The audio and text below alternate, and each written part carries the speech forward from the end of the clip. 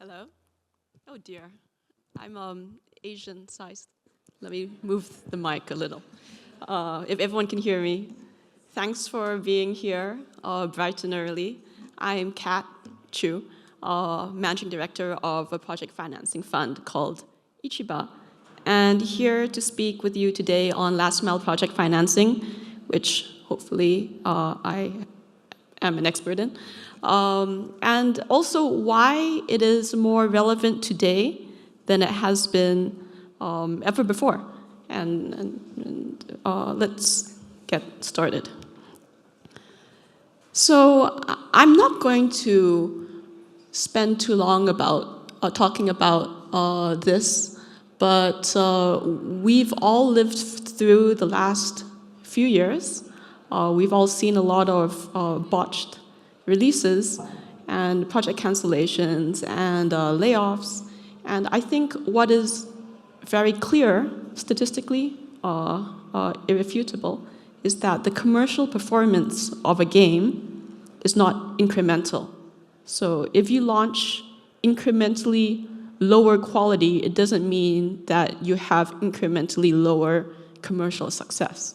If you launch incrementally lower quality, it could mean that you have a flopped game, which means you have no commercial success. And I think that's becoming very evident. You cannot overcompromise your game and rush it out the door unless you're willing to risk very hard consequences. Now, why are games being rushed out the door? So pre-2024 was an interesting time. It was COVID era. You had a lot of cheap capital coming into the market. And there are many factors. You had a lot of people staying at home, a lot of people playing, fewer games being released because remote production was very difficult. So less competition. But what it was important is you were also in the middle of the platform wars. And the platform wars were the wars of Xbox, PlayStation, Epic, where big platforms were taking advantage of low interest rates to spend a lot of money on exclusivity deals. So they would say, okay, we are going to pay you $1 million, $2 million for you to launch on our platform exclusively first for 6 months or 12 months. And what this meant for publishers is that a lot of their portfolio, because exclusivity deals were so frequent, 70% or 50% of the portfolio were de-risked. That means that platforms, through their exclusivity deals, covered most of development. So they could take the 50% to 70% free capital and reinvest it. They were able to take riskier bets. And that was kind of the pre-2024 era where you started hearing very crazy things like 4 million is the new 1 million. That was kind of the thing. But the truth is, it was much less risky to fund a game because you had the platforms acting as kind of your insurance agent. Now, what happened after that era? Interest rates go up. Most platforms are publicly listed companies. The platform wars ended, which means that platforms were no longer willing to pay a lot of money and lose a lot of money on exclusivity deals. And because of that, and because they ended so suddenly, publishers or developers were left hanging because they had gotten used to the assumption that at the 15-month to launch mark, a platform would come in and give a deal. But that no longer happened. Many of them were overinvested because they thought it would keep happening, and games suffered. And kind of what has happened today is that if most of you are developers here, the final responsibility of the game is with the developer. And because publishers and platforms are struggling, the entire ecosystem has kind of contracted. So publishers fund much later. No more paper pitches. No matter who you are, no more paper pitches. Even the build, the quality of the build needs to get to a level that we didn't need before, because publishers are funding later and later in the cycle. So developers have to front that cost. And because platforms are no longer dependable on last mile financing or 15-month to release financing, what has happened is that a lot of project cancellations, or a lot of projects need to launch earlier than desirable, because there is no lender of last resort anymore, or financier of last resort. And the bulk of the truth is that if you are a developer, you need to be more and more responsible for knowing where the funding for your project is coming from, or will come from, whether or not you have a publisher on board. So, in this slide, I haven't been reading from the slides at all, sorry. But there's a lot of words and it's very small. But so basically, from a publisher perspective, you can no longer rely on them to, or you can rely on them to do the best that they can do, but they may no longer have the means to fund project delays, and platforms may not step in. So that's where last mile financing comes in, because in reality, even with the old buffers, the whole 4 million is the new 1 million, even with the old buffers, projects still ran over budget, let's say 20 to 40% of the time. And now, it's like 250K is the new 1 million. And most project budgets don't even have enough buffer. So project delays and running over budget is a huge problem. And most projects will have that problem. So how do you prepare for, the challenge? Now, preparing for the last mile crunch is kind of about setting yourself up for a 40% project delay and for requiring 40% more budget. So you're not caught in a position where you need to raise capital and you have no options. So the first thing I would recommend is to build with the assumption that you're going to need, let's say, 40, 50% more money than you have raised. Let's say if you have already had a publisher or you have a Kickstarter campaign that went well, you're still going to need more money. And keep in mind that it may take up to 12 months to get that money. So if you are in a position where you're starting to think, oh, okay, we are running over, give yourself that 12 months, because it's not easy to find funding these days. The other thing is, try to get as much leverage as possible. A lot of developers want a publisher because they only need to care about the game and the publisher cares about the marketing. But the truth is, if you own your audience, you have much more options and much more leverage, no matter where you are in the process. So try to build your community and own your community yourself. There's a very good case study of this, a game called Sable. It was published by Raw Fury, by a guy called Greg, and co-founder Daniel, Shedworks. And what they did is they were very active on X, Twitter at the time, and they started putting out very early concepts and getting their own audience. And at a certain point, something clicked, and they released some content, and it popped, and they managed to get the atmosphere of the game that resonated with an audience. And then all of a sudden, they had a lot of leverage, and they could get a publisher, they could get financing terms that were favorable, and da. So whether or not you're early in the process, you have funding for the game by publisher, it doesn't matter, but start early, build your socials, experiment. Like, you can launch anything on early in socials. You can launch experiments. You can launch experiments with concept art, for example, and you can build your project in that way, in a way that resonates with an audience, and the audience is free, actually. So you actually, this is one of the few industries where you can test concepts for free with an audience that will then buy your game, which is very powerful. And so I would always recommend start building a social following very early, test concepts very early. And your Steam page launch is a debate. When do you launch your Steam page? There is one group of people that say launch it very early on.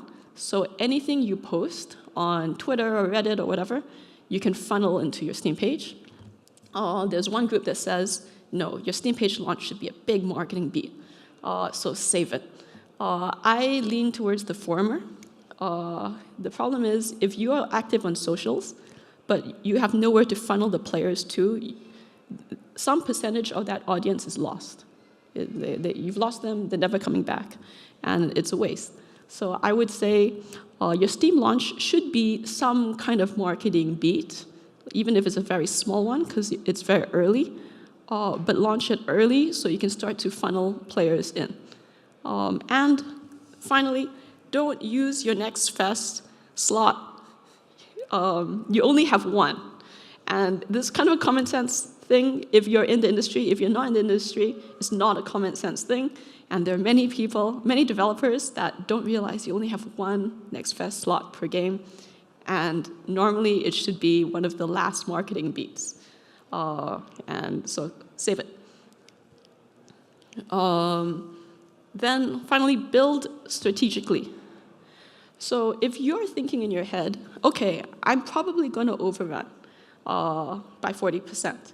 And then, so 12 months, or how many months from now, I need to start raising capital. And if I need to start raising capital, I need to have materials that the financiers will want to see.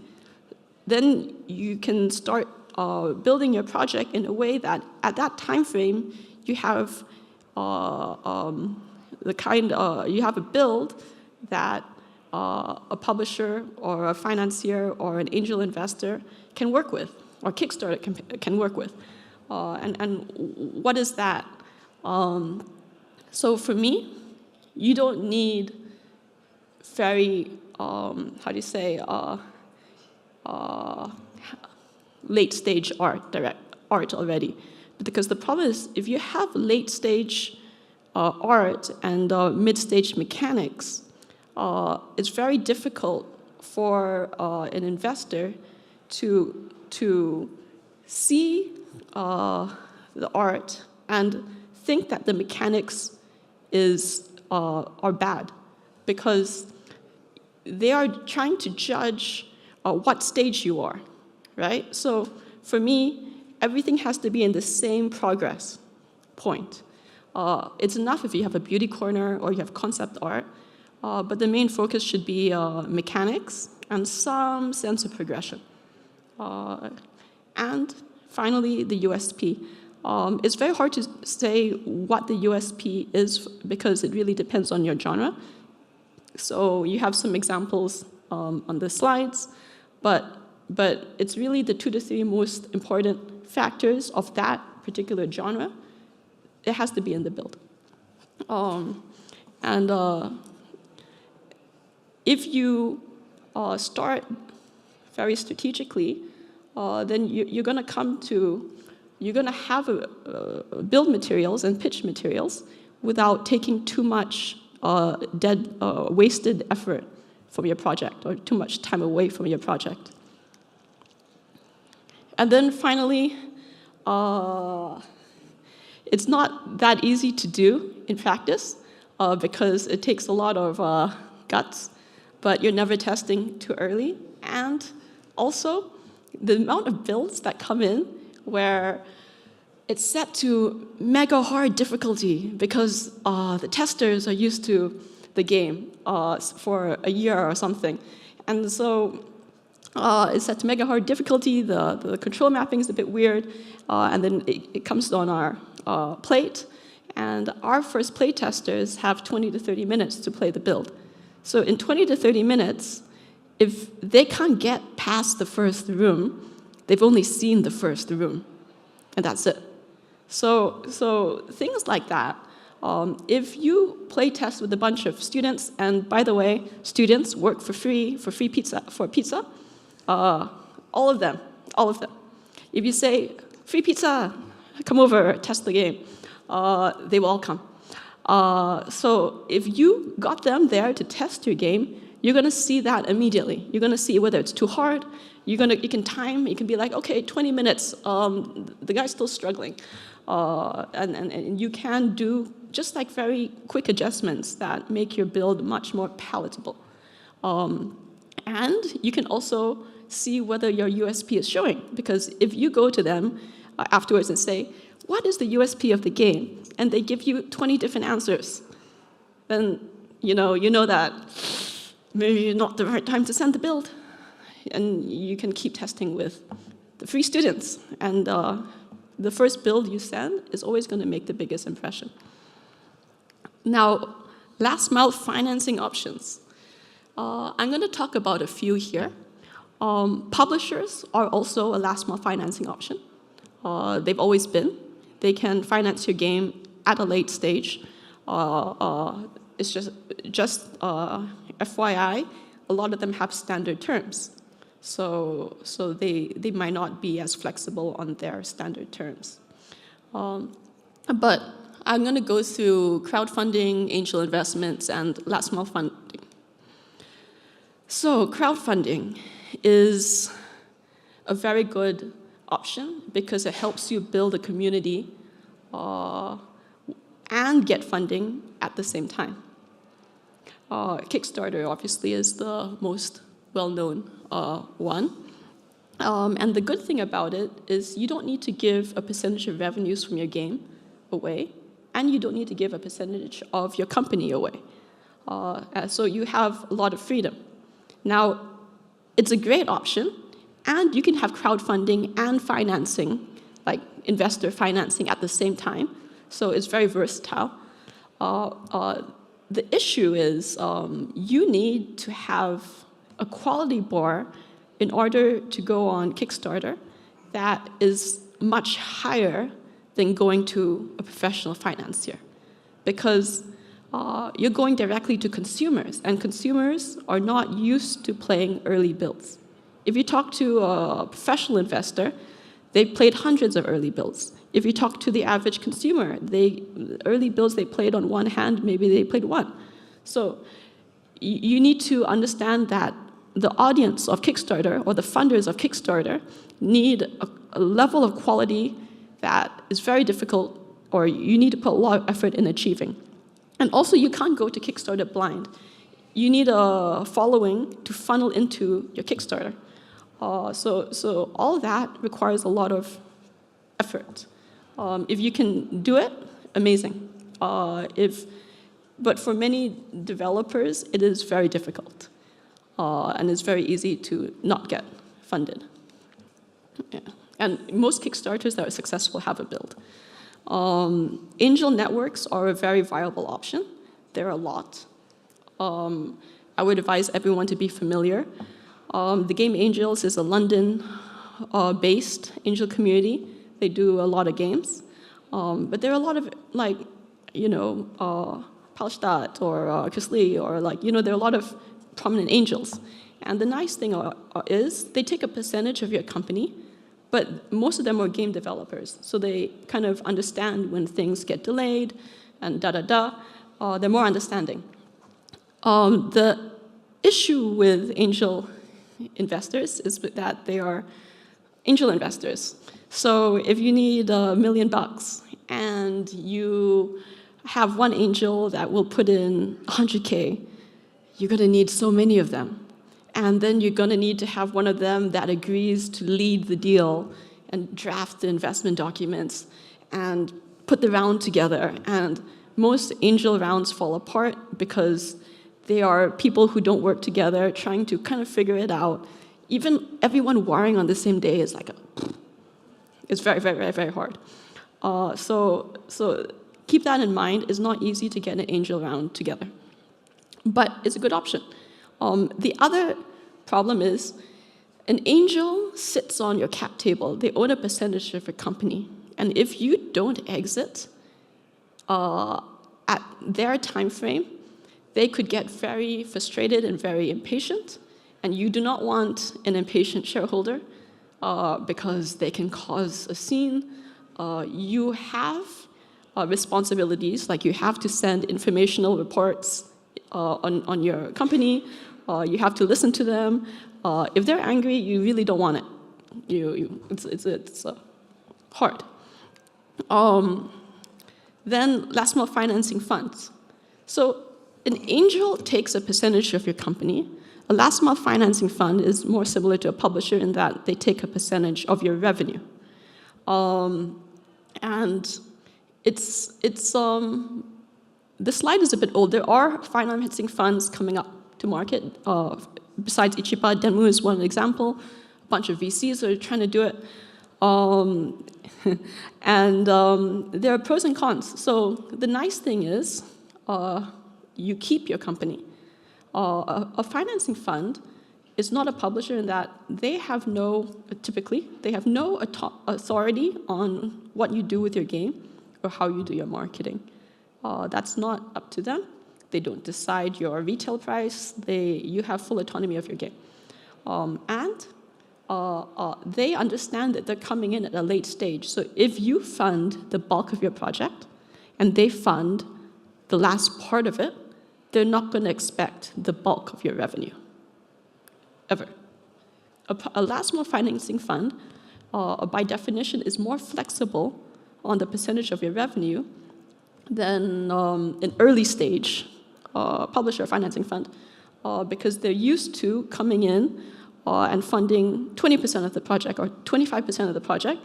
So they're used to their terms having to adjust to accommodate what they've done.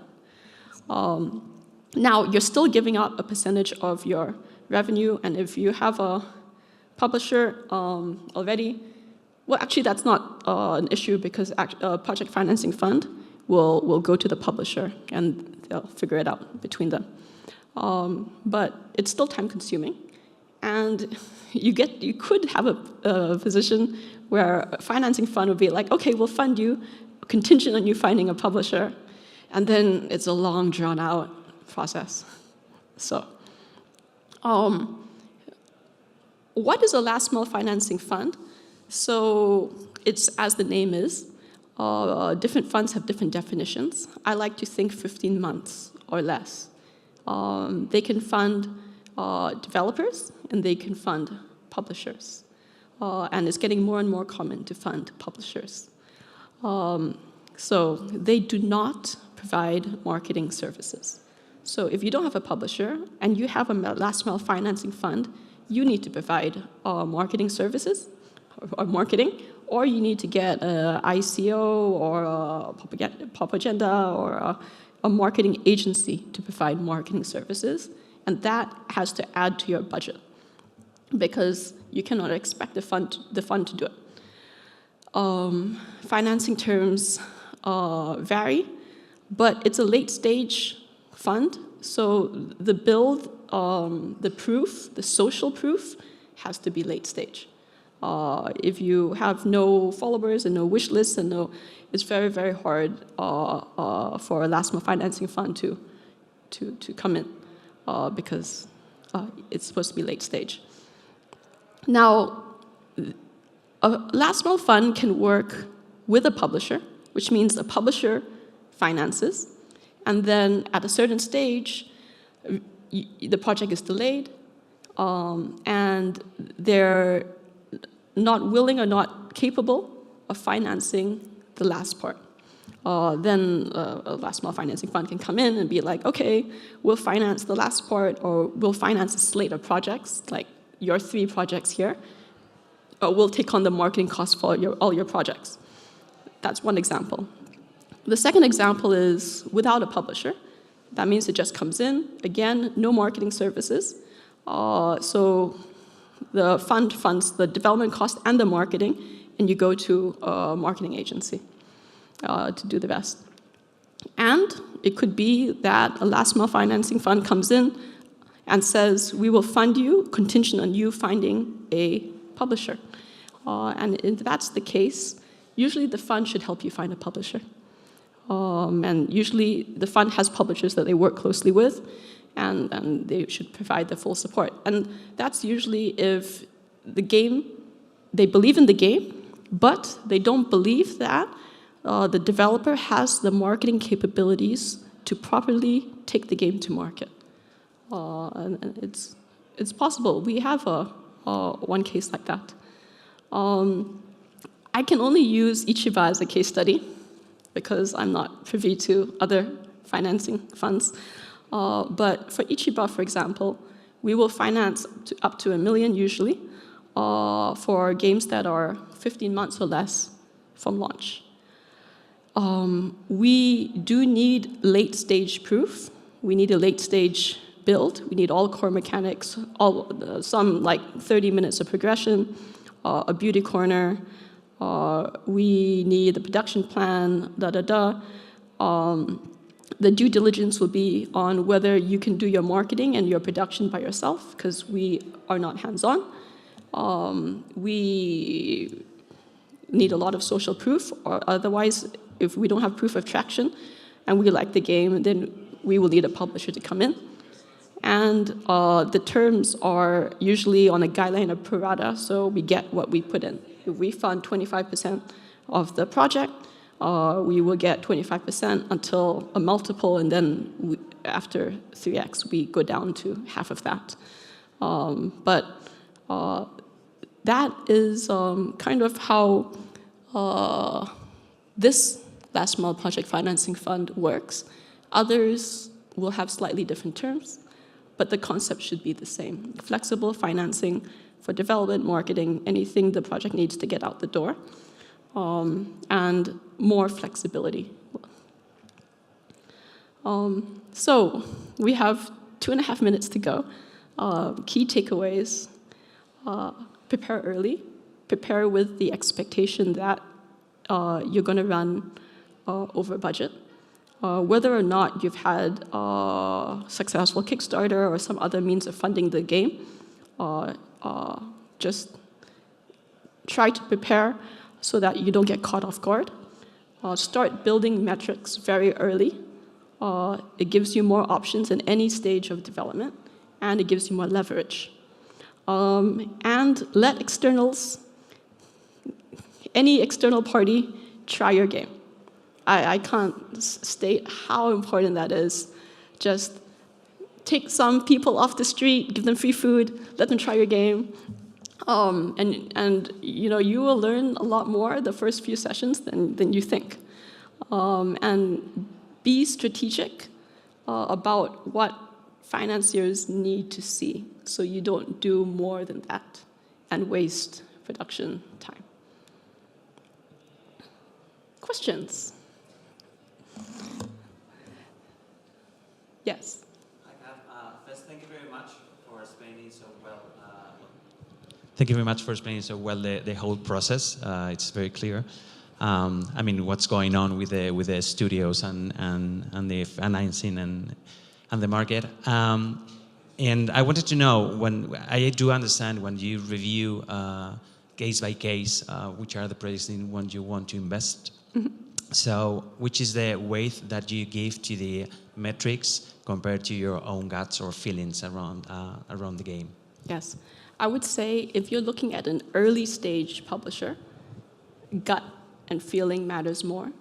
But the later stage you go, especially when you come into the last mile stage, metrics start to matter. Yeah, yes, data matters a lot.